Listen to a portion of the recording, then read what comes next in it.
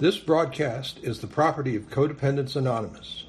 Reproduction without written permission from Codependents Anonymous is not permitted. All these things, that's fear. It's not anger, but it feels like anger.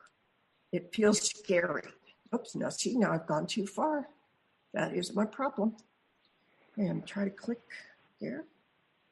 My clicker doesn't work. All right, we're going to try this.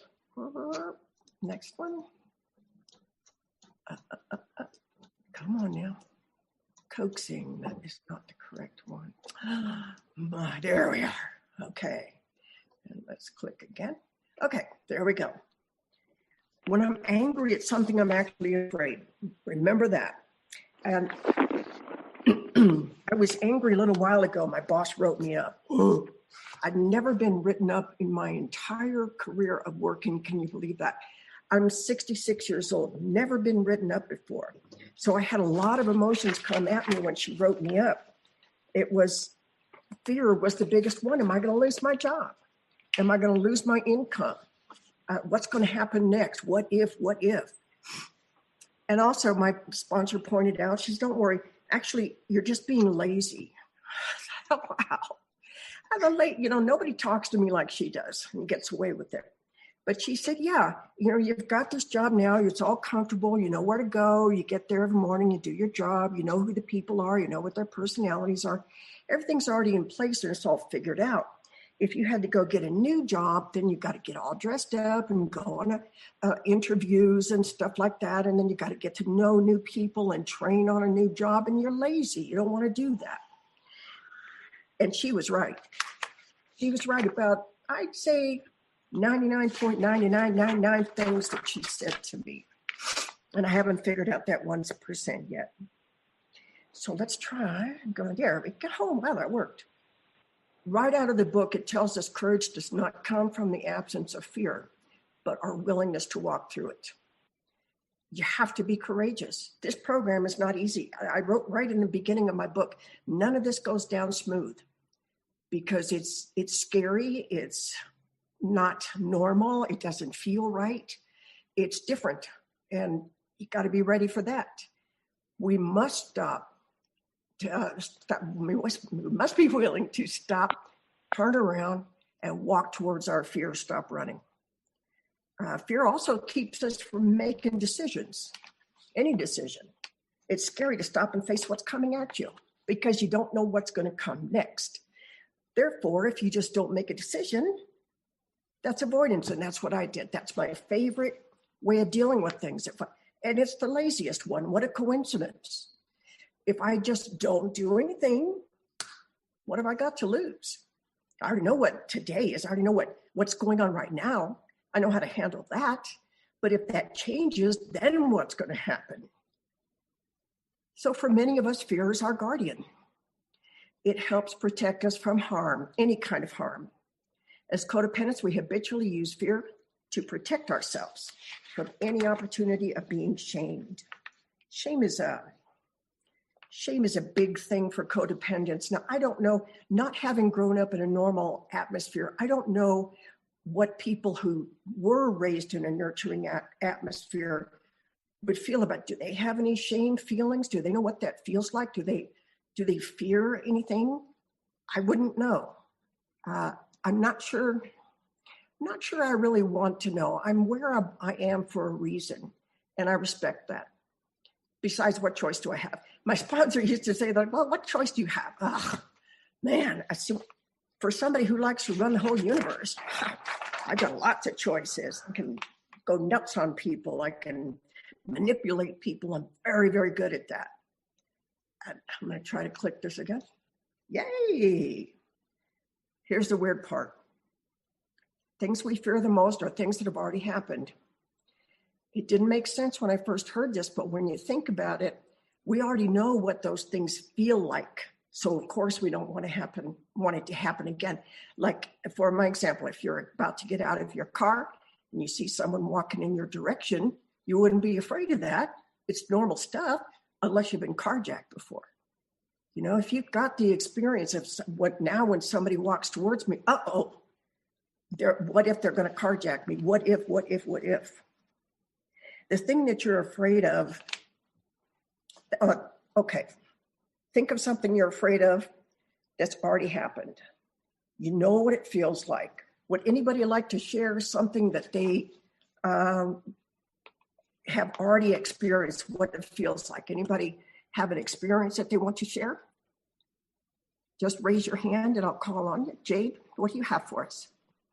I'm afraid of losing relationships. I lost a 10-year marriage and a boyfriend, and I'm afraid, and I've not been alone since I was 13. I've been in a relationship since. So, wow, you sound like I overlapped people even, so that I wouldn't be afraid. You know, that's the easiest thing to do, right? That's what. Okay, thank you, Jade. Joanna, what do you have? Hi, I guess I have a really interesting question that just popped into my head. Like I'm scared of many things too, and I have many anxieties, but I was wondering why, like I've been always in such terrible, bad relationships for me, and I'm still scared of losing them. So why are we scared of losing something that is not good for us, that we would be better anyway without? It's the weirdest thing. For codependents, this is absolutely true. We will death grip something that is absolutely rotten. If we just open it up and we could take a better look at it. But I'm going to talk about that a little bit more going forward, but it really, we make excuses for people, and I don't know why we do this. We make excuses to pardon their behavior. Oh, they're in a bad mood today or whatever, so that we can keep the relationship going. It's all about not being alone, no matter what. Okay, thank you. Nicola. Yes, thank you. I have some very abusive grown children, but I have 2 grandchildren from my daughter, and I have been putting up with this bad behavior from them for 10, 15 years now. Many years ago, I walked away from my ex-husband. I took my kids. Later, they went back to live with him. I went traveling. My kids have never forgiven me for that. So I'm scared to death to walk away from my kids and their bad behavior right now, because I'm afraid that my grandchildren will never forgive me. And so I have been tied to this relationship and this abuse for the past 10 years because I'm scared to death to hurt my grandchildren. That's exactly what I'm talking about, Gia. Thank you so much, or Nicola, thank you so much for that example. It's that fear that it's going to happen again because it hurt the first time, so it's going to hurt this time too. Thank you for bringing that up. I appreciate it. Gia, what do you have? I'm afraid that my family is going to abandon me again. Yeah. And we would do anything to keep that from happening, and we get trumped all over, which is a shame. But yeah, that makes sense though. John M. Hi, I run a small business and I'm afraid of losing my customers. So I will do everything to manipulate them, to convince them that I have something that they want. Right. To the extreme. We are, the thing about codependence, it even says in the book, we're about extremes. That's our problem. We go all the way to one side. We're going to talk about things like that in just a minute. Thank you, John. Emily B. Hi, I'm Emily. I'm codependent. I am afraid. I come from a family of alcoholics, and I'm in recovery. And I recently moved home. And the thing that I'm most afraid of happened last night was that my older sister would start drinking again. And I'm just constantly terrified that my family will drink again, and none of them are in recovery. Big deal, yeah. Drinking again is probably the worst, drinking or using. In codependence, you know, the slips that we have don't hurt anybody really. But AA and NA, you know, if you're doing a good thing or you haven't slipped because of whether you drink or not. So in or out. Thank you. Thamiris? Did I get that right? Hi, good afternoon.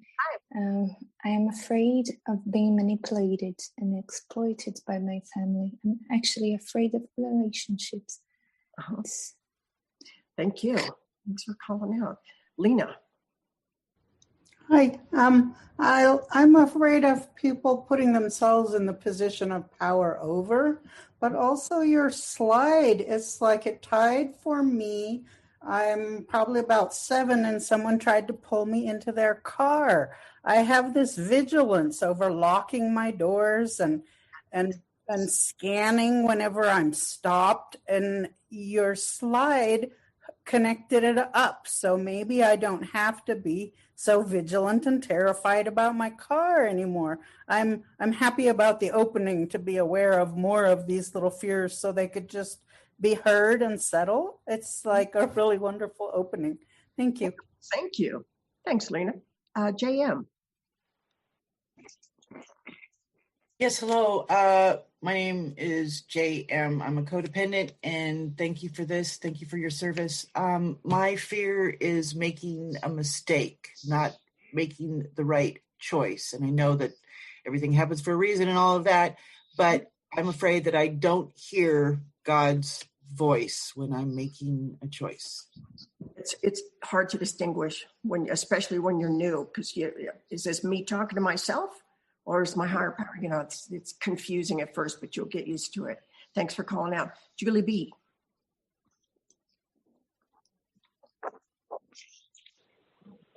Thanks, Karen. Can you hear me? Yes, I can. Hi, thank you so much. So one of my biggest fears, I'm in fear of my own capabilities. Oh. And I have fear of success. So what I do to stay stuck in it is my disease loves to go into sabotage, blame, victimization, pointing fingers, taking other people's inventory, and putting my negative traits onto others. So that's what my disease thrives on. So I stay stuck in the fear of my own capabilities and fear of success. I pass. You're a busy person. Thanks, Julie. Let's see, Carol C.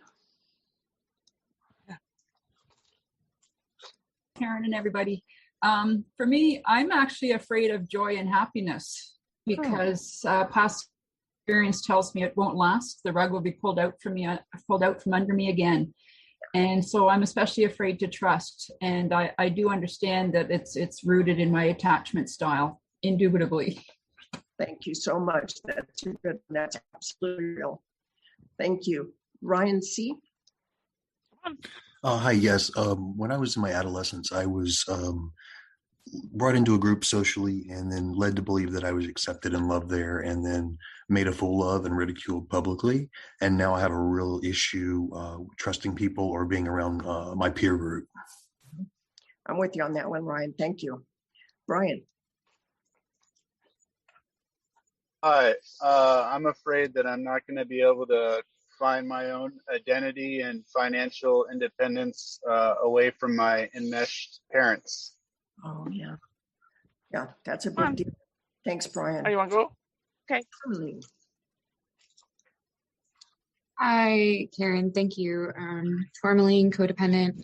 My mother struggles with schizoaffective disorder and has like my whole life. And so I experienced abandonment at a young age, and we're still in contact. And I have it in my mind that it's my job to get my life figured out as soon as possible so I can take care of her and try to give her a better life before she dies. So I have this constant fear that she's going to die and that I'm not going to be able to give her a different life before then. Responsibility on you. A lot of responsibility. You might want to talk to your sponsor about that one, hon. Thank you for sharing that. Lori. Hi, yes. I just said in the chat, I'm afraid of meeting new people, particularly women friends. I basically hide in my apartment, and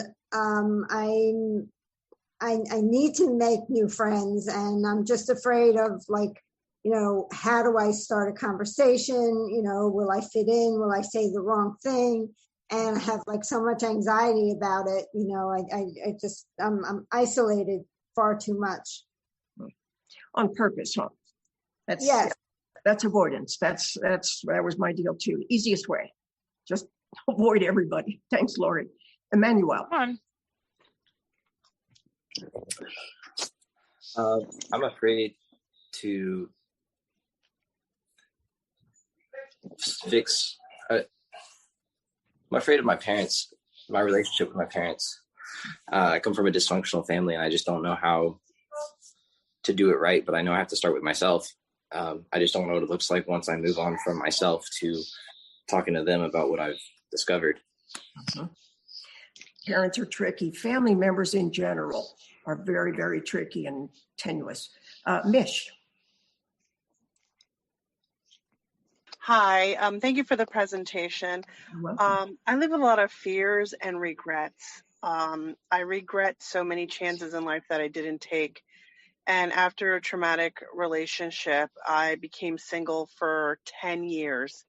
It took a lot of picking up and therapy to get what I thought my life back together, only to fall back with someone who I didn't want to see the red flags. And I have a lot of self-hate towards myself.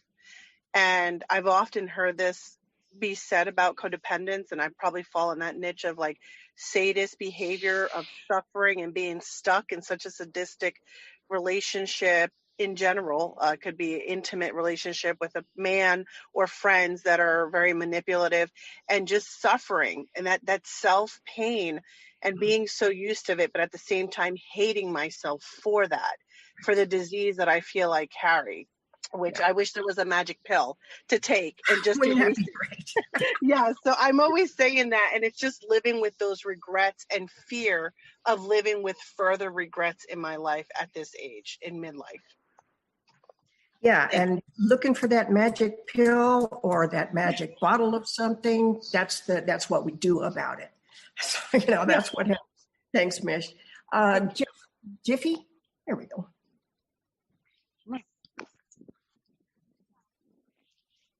Okay, Maureen.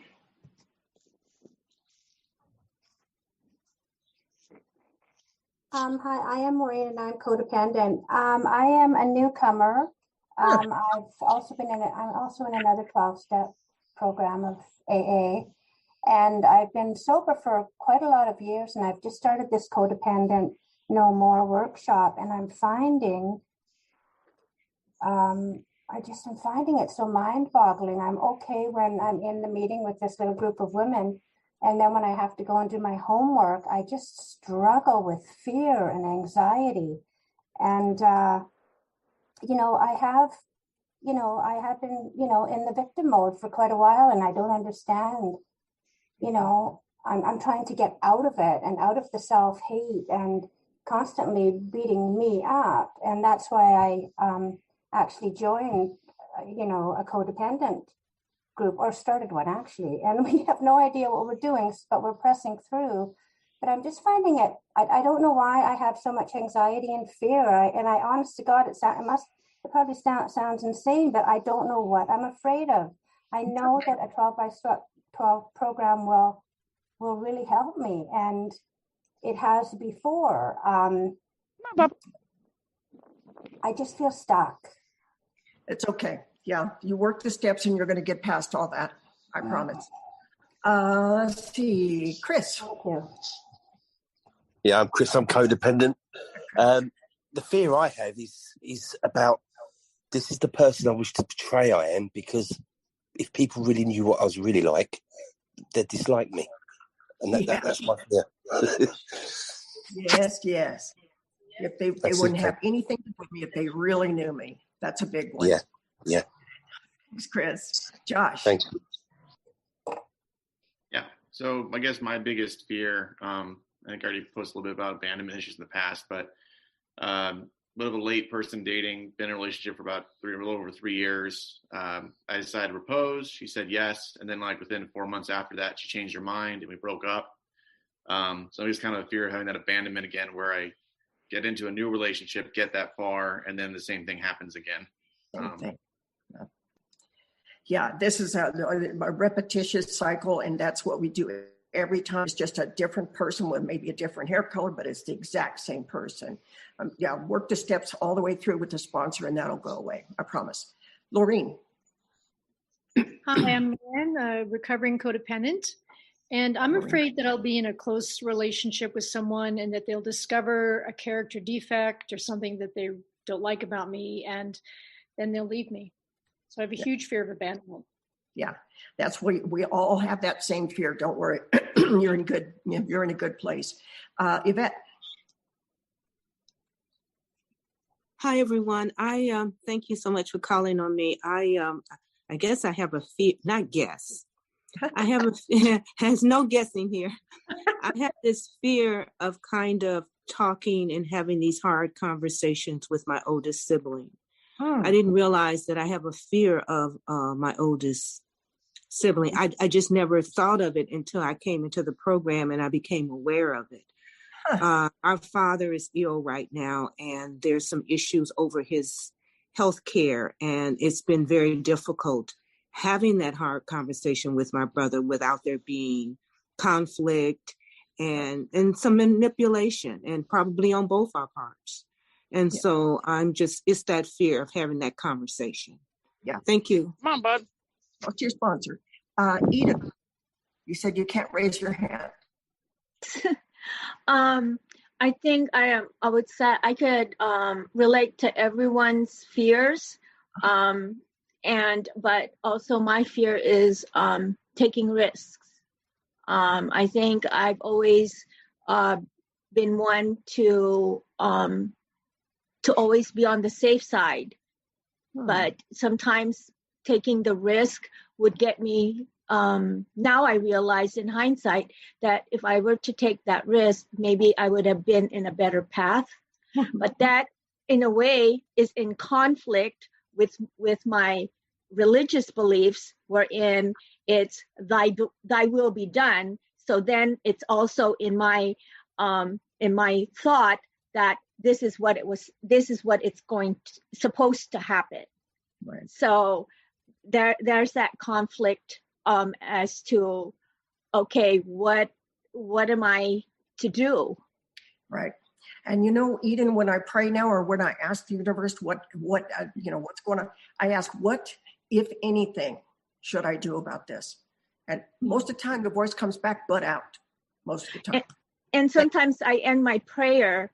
I'll I may rant and, what's that? But then I always have ended it, thy will be done. So whatever sign there is or whatever it comes, then I go into that feeling that this is the way it's, this is what the universe, this is what, the Lord has shown me. For you. Okay, thanks, Eden. Stephanie. Sorry, can I interject?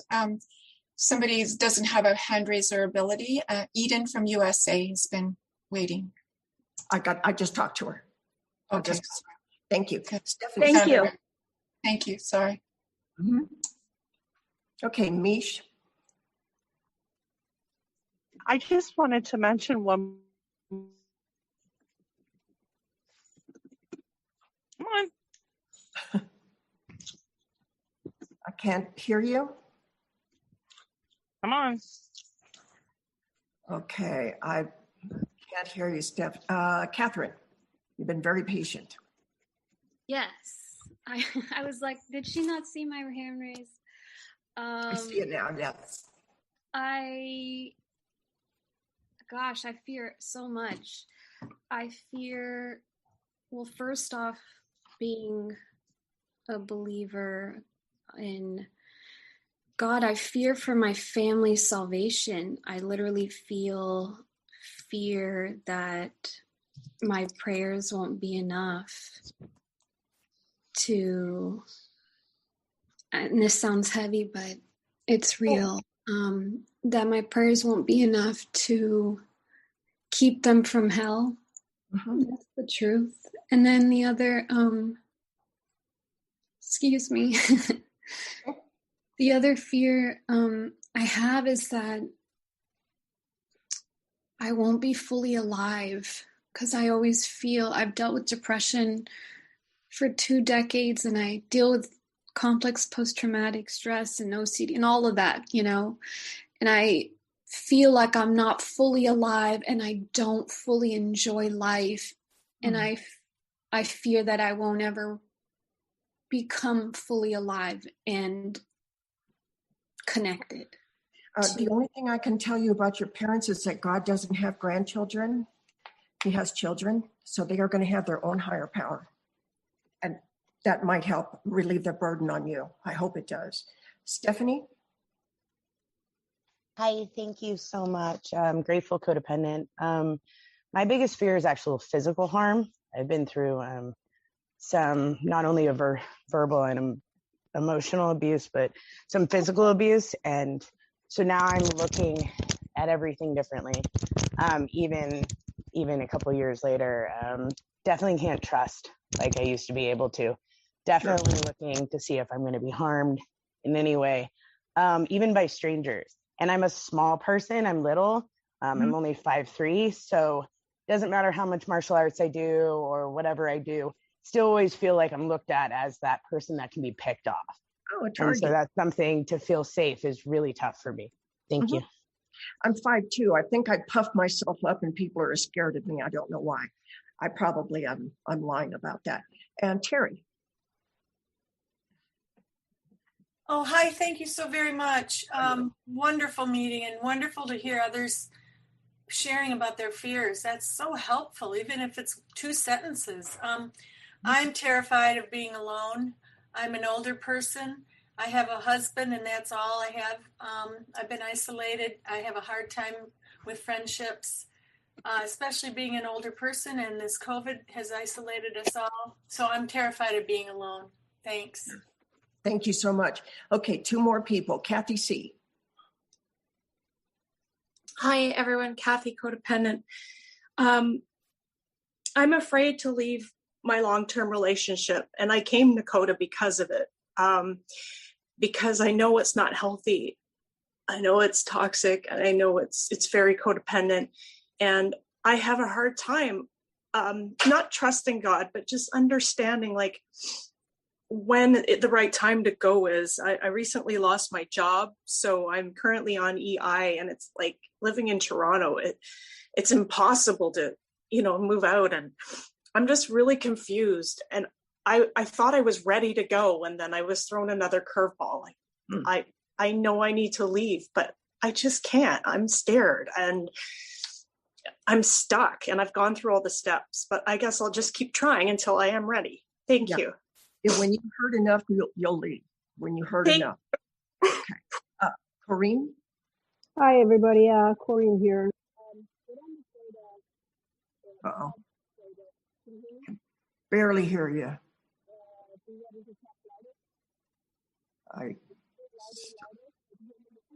No, I'm at my loudest. So sorry, Corrine, I can't hear you.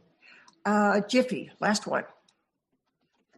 Yeah, mine is similar to leaving, not being able to. However, I feel that my mate is lying to me. So I feel caught.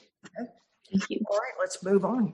In our adult relationships, we fearfully guard against any sign of shame, abuse, or neglect. This fear can grow stronger than the shame itself. And this is a direct quote from the big book. I'm talking about the Blue Book of Codependence Anonymous. It's the greatest book that was ever written. I'm going to say that truly. If you haven't got one, pick it up. It's amazing. This fear of shame is actually worse than any of the shame we might experience because we're making it up. We're filling in the blanks using our past histories, like the carjacking, like everything that everybody has mentioned today. We're filling in the blanks today using our histories as a reference. That's all we have to go on is what's happened before. So that's what we're using to put in here. And that guy's walking towards me, probably going to carjack me. We don't actually have to experience the shame, and it'll be the same exact feeling. All we have to do is think about it, and we'll give ourselves the exact same feeling or worse as if it's already happened. Okay, example, you're going home for Thanksgiving dinner. What do you tell yourself on the way there? By the time you get there, what are you feeling? What have you decided is going to happen? When you do get there, will you be hearing insults that you've already decided are coming? If someone asks, would you like some butter? Do you hear, you're fat. Are you sure you need butter? That's one of my favorites. But we do make things up from what we already know, and we suppose this is going to happen, and we subconsciously make it happen. We can make ourselves very unhappy. It doesn't actually have to happen. Okay, let me move a little bit forward here. Next one. Oops, that didn't work. One more. Okay, here's a good one. Here's an example. Okay, you got divorced because your spouse came home late and you learned that he or she was having an affair. Now you're in a new relationship. Great relationship. Everything's fine, but now all of a sudden your partner's half an hour late home from work and you're not angry, you're afraid. You know, you don't really recognize it as fear, you call it anger. Then when he or she does come back home, you ask, where have you been? You know, are you observing the situation accurately or projecting your past onto the present? You're not angry at him or her, you're afraid of being cheated on again. That's all. So you've added all of your history onto this one person and this one event. Not fair. Oops, try it again. Might be, here we go. 5 distortions of failure. And this is kind of what keeps us stuck sometimes. Number one, failure is personal. If you don't fail, that only means you haven't tested your limits. I wrote that in. I believe this wholeheartedly. If you have already pushed yourself to a limit somewhere, you know what you can and can't do. You know, I'm a big proponent and try everything, but you don't have to be. I snowboard, and I love snowboarding, and I can go down black diamond runs. They're not my preference, but I can do it and not die. But I'm not Shaun White. I don't do tricks on purpose. I've done a standing 360, but I didn't try to do that. And so, but I did test my limits. A double black, I can do it, but I prefer not to. It's a lot of work. Like I said before, I'm lazy. Cost of failure is great. Number 2, the cost of failure is great. If I fail, it's going to ruin everything. You know how we magnify things with our own brain? If I fail, it's going to ruin everything. That's because you're jumping to conclusions. What's the absolute worst possible thing that could happen if you fail at this one instance? It's probably not as big as you think it is. And I'm going to scroll down again, try again. There we go. Nope, didn't do it. There we go. Number 3, there is no benefit to failure. That's ridiculous. We all know that. That's not true. We learn more from our failures than we do from our successes. In my case, I don't know about you, I learn way more from my failures. If everything is a success, then everything's fine. You don't need to do anything or learn anything, and you can be lazy again. My favorite. Number 4, if I fail, then I'm the failure, right? I got to tell you, like it says here, no amount of success makes you more worthy than another person. No amount. And 5, my favorite, if I have nothing to lose by staying put. If you're a lazy person like me, this is perfect. See, if I just don't do anything, then it won't get any worse than it is right now. That's not true. You're just stuck. Every time I think that it couldn't possibly get any worse, I'm kidding myself. And here's the solution. Accept your own fear. Write down what you're afraid of. Physically write this down. If you do it in your head, you're going to get sidetracked. It's just like a 4-step. If you write it down, the truth comes out. Write down what you're afraid of. And then write down a list of the worst possible things that could happen. The very worst scenario. And take a look at it. If you could accept these consequences, then you don't need to be afraid. What's the worst possible thing could happen? For me, it was, I'm going to look stupid. When I first started snowboarding, which by the way, it's a very spiritual Zen thing for me because I don't normally try things that I'm not good at immediately. I'm going to look stupid. And so I just don't like that. I didn't like that. My pride was too big. So I learned to do it anyway by looking stupid for a long time. And it was okay. You know, I learned how to snowboard. It's fantastic. But I had a big learning curve. I didn't take to it naturally. Now, I'm afraid to jump off of things. While everyone else is climbing up a huge rock and jumping into the water, I'm usually on shore, cheerleading them, being the picture taker. People are asking me for my email address. I will. Sorry, I should have said this before. If you want a picture or a copy of my presentation, I'm putting my email down here right now. Gmail. Is that right? Yes. Okay. And I will send it out to you. Okay. So if you've gone to the worst possible thing that could happen and you're willing to take that consequence, then it's no big deal. I was afraid of jumping off things, like I said, was it this year? Gosh, time flies. I was having eye surgery in Las Vegas. Had to go all the way to Las Vegas. And I thought, well, I'm here, I might as well have some fun. And they have this on the very top of a hotel called the Stratosphere, or they call it the Strat now. They actually have a roller coaster up there and a bunch of rides and things like that on the top of this 100-floor building. They've added something special. Now you can jump off the top of it if you want. And I thought, wow, look at that. I mean, that's here and I'm here and I have enough money and I have the time. And there went all my excuses. So I went on up there, paid the man a lot of money for the opportunity to do this. And I accepted that I could probably die from that, but I'm thinking, I've had a good run, right? So they got me all hooked up to this thing and the cord on my back to slow me down at the bottom, which is very important.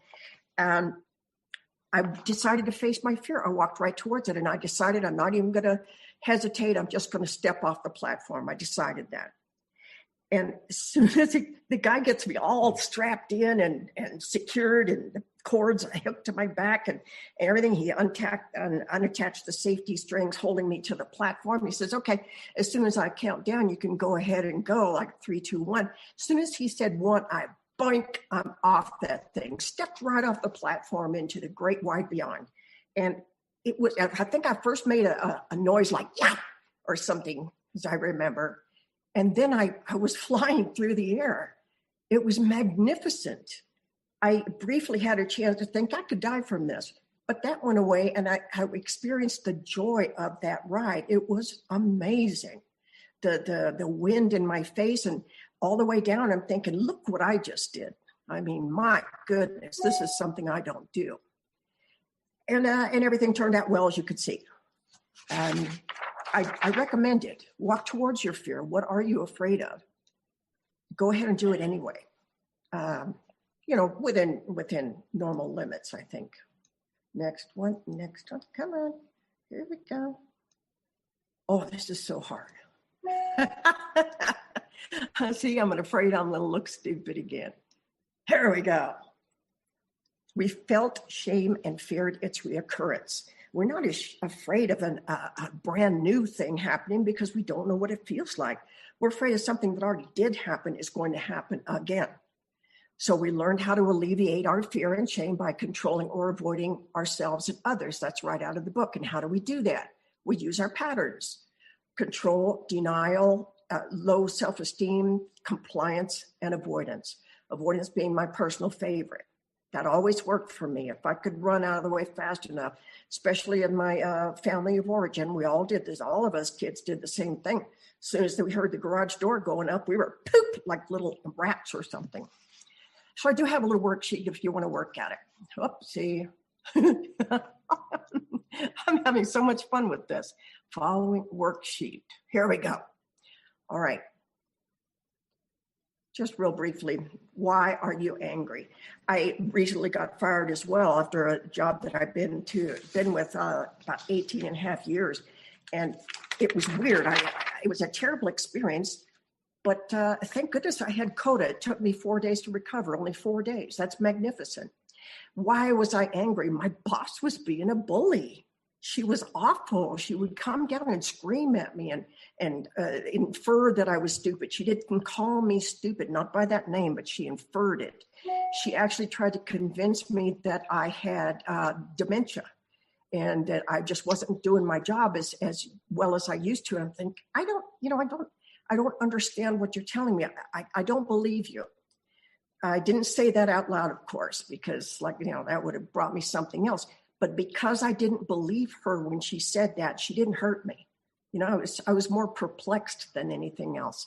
But what does this remind me of? The previous shame reminds me of my mom. And when my mom talked down to me, I believed her. Why wouldn't I? She's an adult. She knows. We always believe adults when we're kids. They're the ones that love us and they're trying to help us, right? So what was my fear in this situation? I'm afraid she's going to fire me for sure. And it was a very real fear. The pattern I used was avoidance. If I thought she was coming down or coming in that day, I'd dive under my desk if I had to. I didn't have to interact with her at all. And the results were she fired me anyway. Okay. It doesn't make any difference what you're afraid of, what type of pattern you're going to use. The results are going to happen anyway. What's supposed to happen is going to happen, which is obvious because it does happen. And she fired me. For the first day, I felt angry and resentful. Second day, I felt hurt. Third day, I felt sad. And then the fourth day, I went snowboarding and I had a blast. And I thought, well, now wait a minute, I don't have to work. Woohoo! And I got used to this retirement business real quick. We're taking off to Cancun and we're coming back after about 10 days, and then we're going to Cape Cod, and we don't even have a return ticket. I've never had that experience before of, whenever, whatever. That's really cool. If you've never had that happen, that's really cool. So that's a nice little workshop for you. And, whoops, here we go. I got this. So good at this. Oh, now see. Okay, so that does work. No, that's not the one. Nope. See, I have a lot of stuff on here. Okay, here we are. So we must ask ourselves, is my life filled with honesty and serenity? Am I working toward a safe, healthy, and loving relationship with my higher power, myself, and others?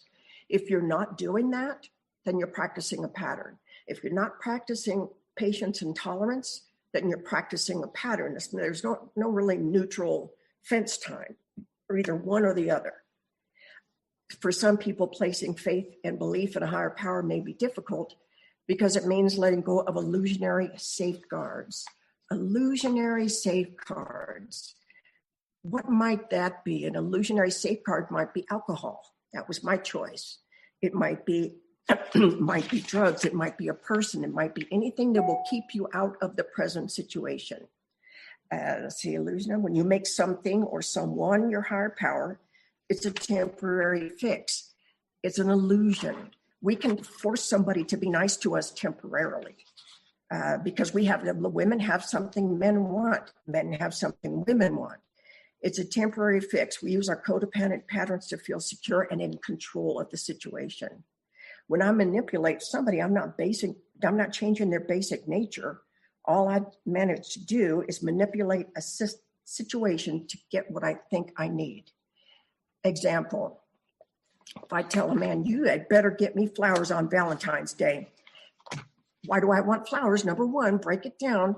I want them sent to the office so my coworkers can see that somebody loves me. That's it. There it is. There's my pride again. When I'm pulling apart the layers of the onion, when I finally get to the part where it's tampering with my pride, that's where I've hit the middle. That's when I know. So I haven't changed their personality. They might break down and get me those flowers because I'm either supporting them financially or whatever I decided to do to keep this person with me.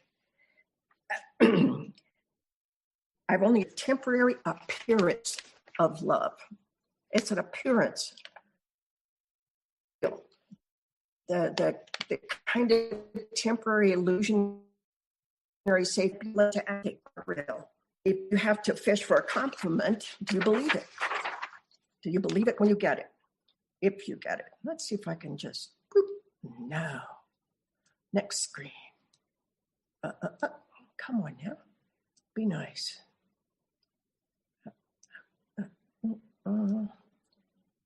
we learned that our higher power doesn't create bad people. You know, when I read that in the Blue Book, I was like, wow, that's right. When we're born, we're nothing. We're just little blobs of humanity. We don't have personality. We don't even know what language we're going to speak yet. We don't know our name. We don't know who we're related to. Once you start learning the English language or whatever language you're going to be speaking, that's when the trouble starts. Because people start telling you about yourself. And they tell you you're cute, you're fat, you're this, you're that, you're positive, negative, positive, you can do this, you can't do that. And they give you parameters. You know, if they tell you you're good at something, you had better be, by God, good at that. They tell you you're bad at something, that hurts for a while, but at least the pressure's off, you know. But as kids, you really don't see it that way, or I didn't anyway. Goodness dwells within all of us. And I have a hand. Chris, what would you like to say? Hey, Karen, just want to give you a reminder, you have 15 minutes. 15 minutes. And that, thank you for reminding me, because I really didn't know. And you know, I can talk forever. So there we go. I've got a couple of pages and then I'm going to open the floor. Goodness dwells within all of us, even those responsible for the broken promises and betrayals, abuses, hurts, and fears of our past, even our perpetrators. Goodness dwells within them. And I didn't believe that when people told me, well, your parents did the best they could. I'm like, come on, a monkey could have done better. But that's not necessarily true. They're using what they have with the skills that they've been raised with, and that's all they have, just like me.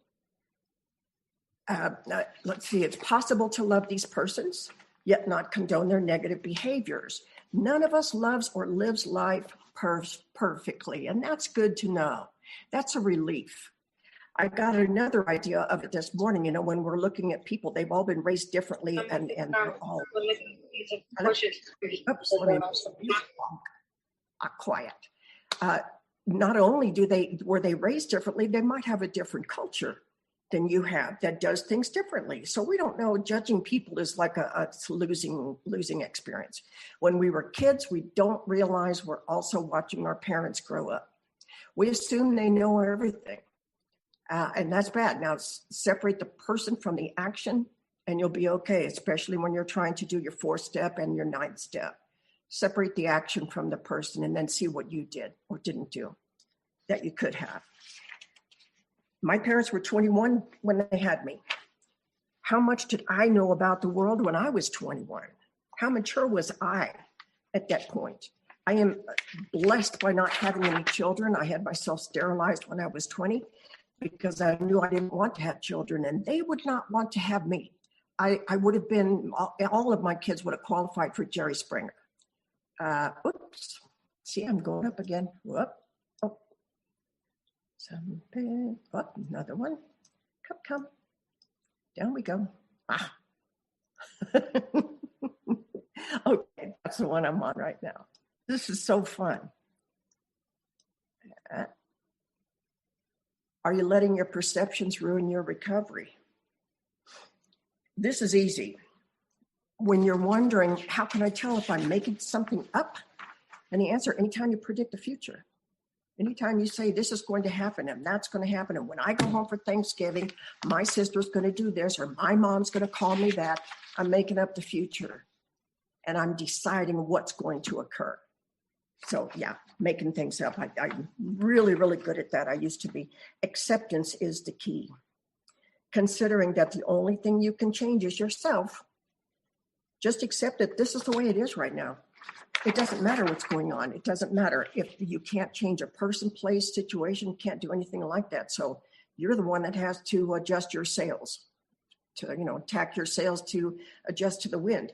You can't control the water, can't control the weather or anything like that, but you can tack your sails and make it a smoother ride. So your perceptions might be getting in the way. Try not to use those in advance, because you're making stuff up and then you're going to make it happen when you get there. None of this goes down easy. None of this is a day at Disneyland, and that's the whole point.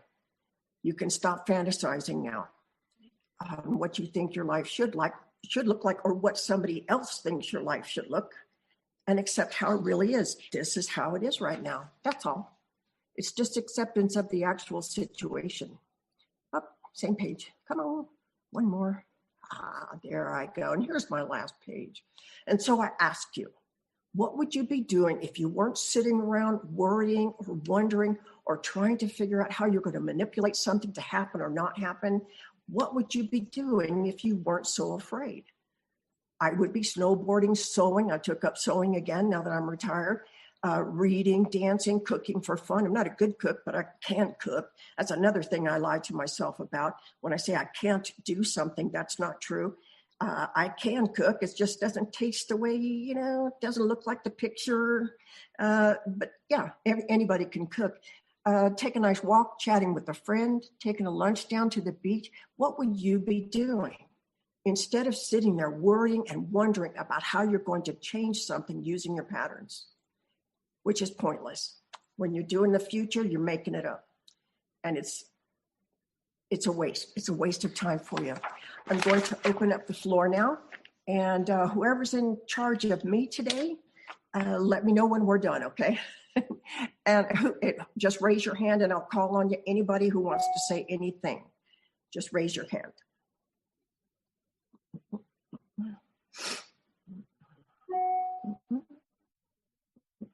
Julie B. Julie? Thank you, Karen. I landed in this workshop by the guidance of my higher power, so I thank you. So there's a lot of background noise. Can you hear me? I can. Okay, so my spiritual dilemma is at the workplace. I had all these fears and I was stuck. And so what I did was I took my desk and I put everything off my desk. And I did what you said. I wrote down my fears because I felt so rejected by, looking for jobs in the past. And I just brought my higher power along and I wrote down. Okay, Julie, I'm going to ask you to unmute again. I just muted everybody because there was some extra noise. You want to unmute yourself? Oh, Jan? Oh, are you talking to me? No, I was talking to Julie B. I'm trying to get her to come back on. Oh, there you are, Julie.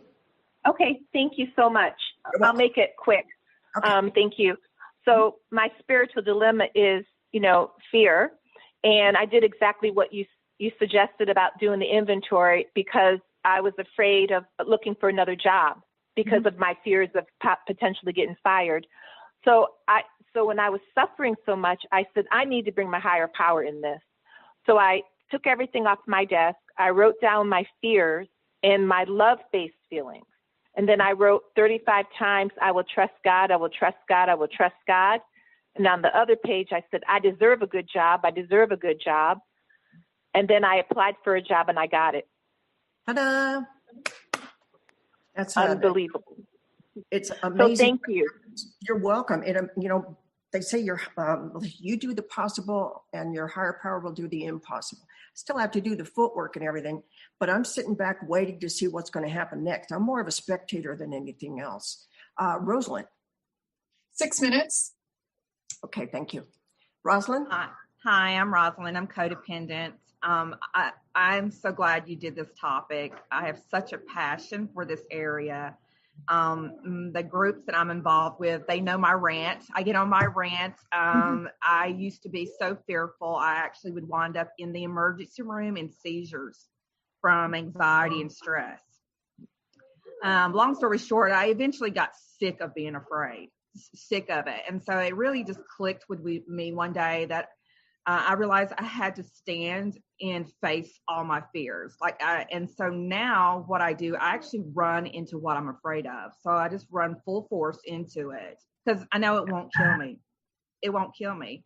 Mm-hmm. And so long story short, now my life is amazing because I face every one of my fears. And so then I made a goal list up what I wanted to do with my life that I not let myself do. And this year I'm achieving all those goals. And one is jujitsu. My son, who's autistic, we're taking jujitsu together. And I could list all the goals I'm working on, but in my life, because I have been facing all my fears and achieving my goals and dreams I've always wanted to do, and my list is still growing, my life is amazing. I have such joy and passion every day that I wake up, and my higher power has blessed me so much. And I just wanted to share that when I started busting through those walls, it's changed a lot. So thank you. How about John? And if somebody else is not muted, can you please mute? John? Okay, Lori? Hello, this is John. Oh, hi, John. Oh, sorry, I didn't expect you to call me so soon. Oh, sorry. So I was the dude that said that I was afraid of losing my customers. A few years, and this workshop, your workshop, put me back on track. A few years ago, I asked one of my employees, and she said, look, every time you get in front of a customer, you speak so much faster. You're so stressed out. You know, it's very obvious that you're literally on your knees begging them. And that's the fastest way to kill a pitch to a customer. No customer in the world is going to be turned on to somebody begging them for their business. Until I listened to a dude that said, I totally do things different. This is my pitch. I walk into a customer and I tell the customer to their face, what will you tell me to convince me to accept you into my business as a new customer? That totally shifted a perspective on me, and I was actively working on that and actively even integrating. And then since that time, I went off track and off the rail, and I'm back to my relapsing old fearful behavior again. So your workshop put me back on track. Thank you very much. I hear that, John. Thank you. And, you know, I had the same experience myself. When I applied for unemployment insurance, I didn't say, I'll go anywhere. I'll do anything for any amount of money. I set some parameters down this time. I was very proud of that. Lori, what do you have? Hi. I just wanted to say thank you. This is exactly what my sponsor and I were talking about the other day because of my avoidance of going out and trying to meet people, and you know, it's just all fear-based, and so this is just perfect for me. And I thought I needed to go back into therapy, and she's like, no, you don't need therapy, you already know your issues, you just need to take action. And you know, we ran through, she goes, you're on 6, you know, ask for the willingness to give up the fear, to go out and do what you need to do. And it's in another program, but I need to, I think, refresh this program again because this is just perfect. Thank you so much. Thank you, Lori. Jump off that building, honey. Keely.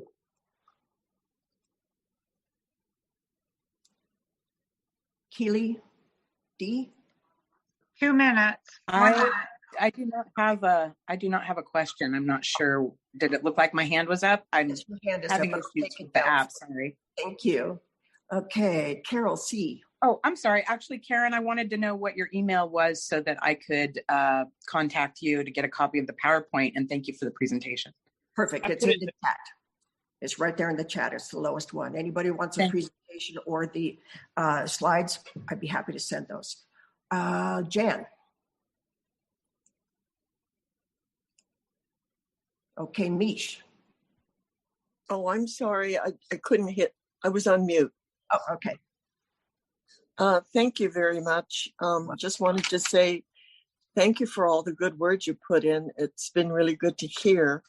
What I'm, you know, you think I'd have it worked out by now, but I'm 78 and I'm still trying to get there. I think I need a sponsor that would really help me. And I'm in an area where there are no groups.